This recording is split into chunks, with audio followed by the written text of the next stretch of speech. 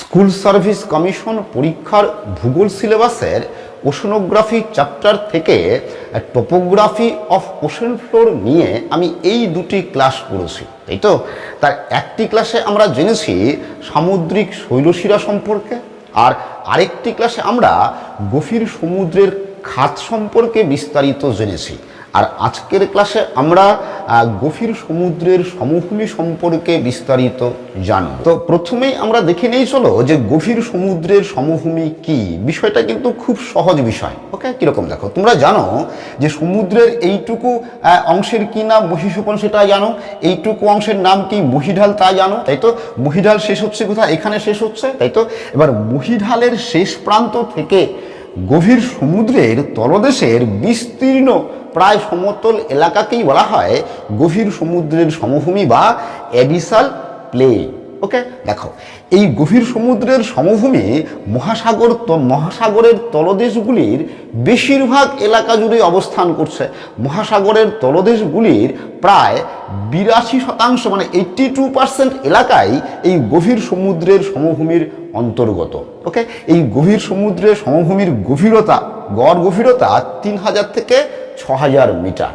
ওকে, দেখো, এবার এই যে গভীর সমুদ্রের সমভূমি আছে, এই গভীর সমুদ্রের সমভূমির উপরের সামান্য পলিস্তর বাদ দিলে, কি বলছি, সামান্য পলিস্তর বাদ দিলে বাকি অংশ ব্যাসল্ট শিলা দ্বারা গঠিত। এটা কিন্তু প্রশ্ন হতে পারে যে গভীর সমুদ্রের সমভূমি কোন শিলা দ্বারা গঠিত, তাহলে উত্তর কি হবে? ব্যাসল্ট শিলা দ্বারা গঠিত। মহাসাগরের তলদেশের দেখো এই অংশটাকে গভীর সমুদ্রের সমভূমি বলা হলেও এর উপরিভাগ কিন্তু সম্পূর্ণ সমতল নয়, এর উপরিভাগ কিছুটা তরঙ্গায়িত। আর এই গভীর সমুদ্রের সমভূমির মধ্যেই এই গভীর সমুদ্র খাত, উচ্চভূমি, মালভূমি, সামুদ্রিক শৈলশিরা, সামুদ্রিক গিরি, গায়র এগুলো অবস্থান করে। এর মধ্যে আমরা এই উচ্চভূমি, মালভূমি এবং সামুদ্রিক শৈলশিরা সম্পর্কে আগের ক্লাসে বিস্তারিত জেনেছি। আর বাকি ভূমিরূপগুলো সম্পর্কে চলো আগে এক ঝলক দেখে নেই। প্রথমে দেখে নিই চলো যে সমুদ্রগিরি বা সি মাউন্ট কি।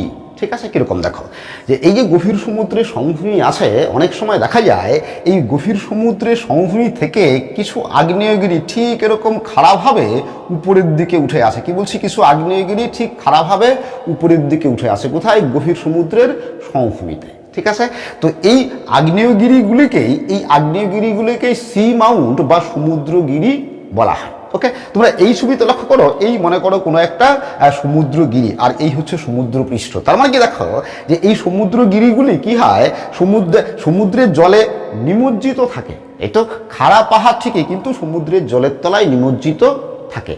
অনেক সময় কি হয়, এই সমুদ্রগিরিগুলির শীর্ষদেশ বা শৃঙ্গ কি হয় দেখো ঠিক এরকম সমুদ্রের জলতলের উপর জেগে উঠে, সমুদ্রের জলতলের উপর জেগে উঠে দ্বীপ রূপে অবস্থান করে।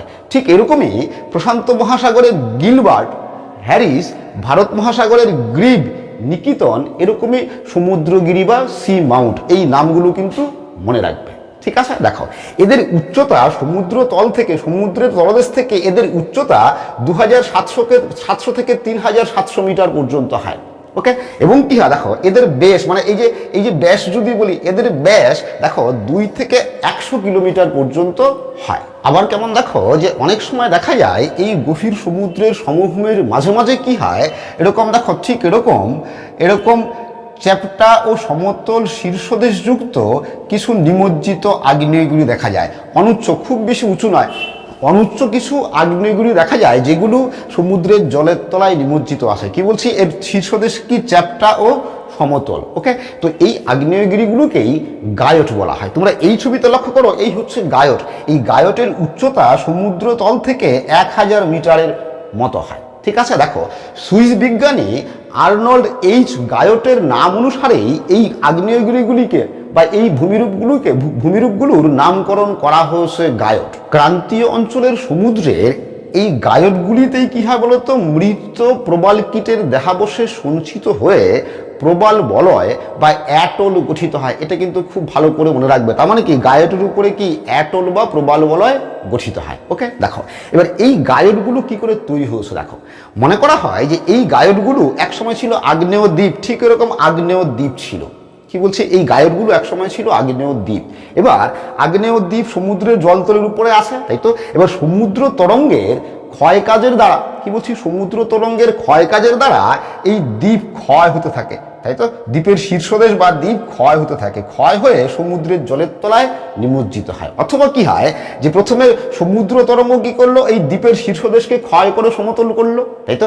এরপরে যদি সমুদ্রের তলদেশ কোনো কারণে অবনমিত হয়, সমুদ্রের জলের কি বলছি তলদেশ যদি ডেবে যায় বা অবনমিত হয়, তাহলে এই দ্বীপগুলো তখন কি হয়, জলের তলায় নিমজ্জিত হয়ে যায়। ওকে, তখন সেটা গায়ট রূপে পরিণত হয় বা গায়টে পরিণত হয়, ঠিক আছে। আবার কি হতে পারে দেখো, যে সমুদ্র তরঙ্গের ক্ষয় কাজের দ্বারা এই দ্বীপগুলির শীর্ষদেশ ক্ষয় হয়ে সমতল হলো। ওকে, সমতল হওয়ার পর মনে করো সমুদ্রের জলের উত্থান হলো, কি বলছি, সমুদ্র জলতলের উত্থান হলো কোনো কারণে, তাহলে কি হবে, এই দ্বীপগুলো তখন কি, দ্বীপের শীর্ষদেশ তখন কি সমুদ্রের জলের তলায় নিমজ্জিত হবে। ওকে, নিমজ্জিত হয়ে এরকম গায়েট তৈরি হয়। ওকে, এবার যদি বলো তো তাহলে এই সি মাউন্ট আর গায়টের মধ্যে কি পার্থক্য, বুঝতেই পারছো। সি মাউন্ট আর গায়টের মধ্যে কি পার্থক্য, এর প্রথমে হচ্ছে এর উচ্চতা বেশি, এর উচ্চতা কম, তাই তো।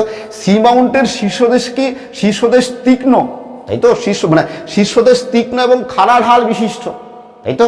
উচ্চতা বেশি, শীর্ষদেশ তীক্ষ্ণ, খাড়া ঢাল বিশিষ্ট, কিন্তু এর শীর্ষদেশ কি, গায়টের শীর্ষদেশ কি চ্যাপ্টা বা সমতল হবে, তাই তো।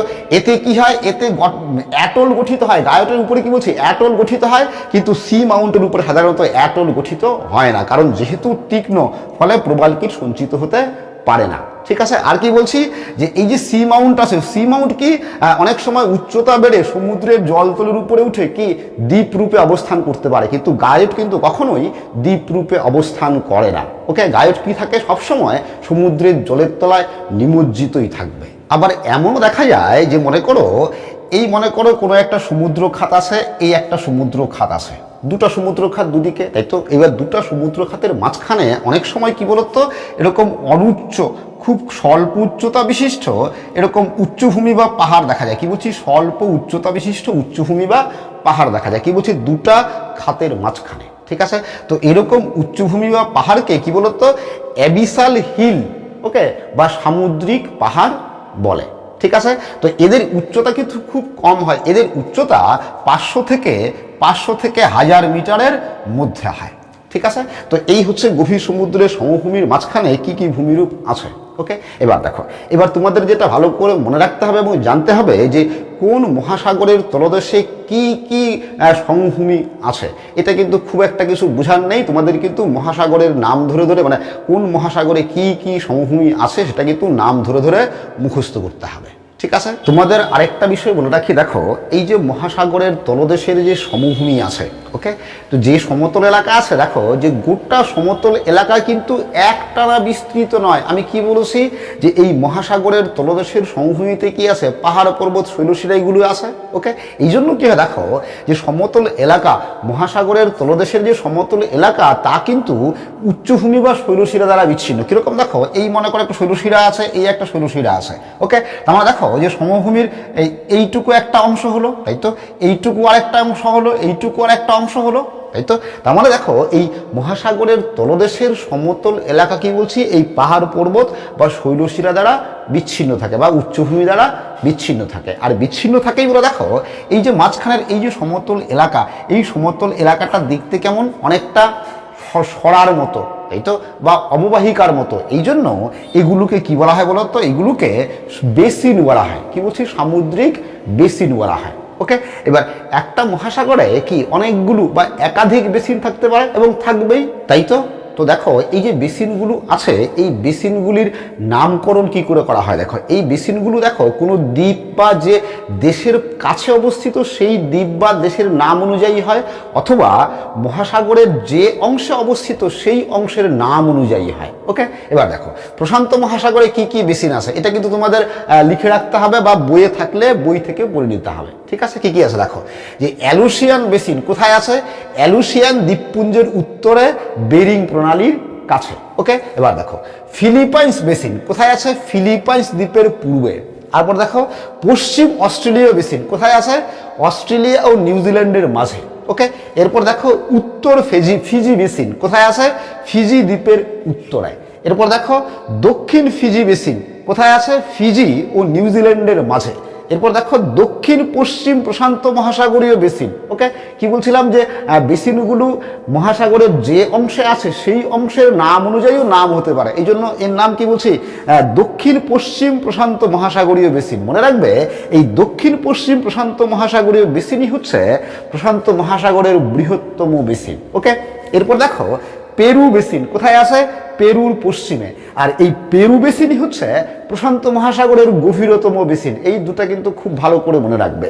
এরপর দেখো চিলি বেসিন। ওকে, কোথায় আছে? চিলির পশ্চিমে। এরপর দেখো জেফ্রিস বেসিন কোথায় আছে? অস্ট্রেলিয়ার দক্ষিণে। তো এই কয়েকটা বেসিন হচ্ছে প্রশান্ত মহাসাগরের উল্লেখযোগ্য বেসিন। এছাড়াও আরও কিছু ছোট ছোট বেসিন আছে, ঠিক আছে।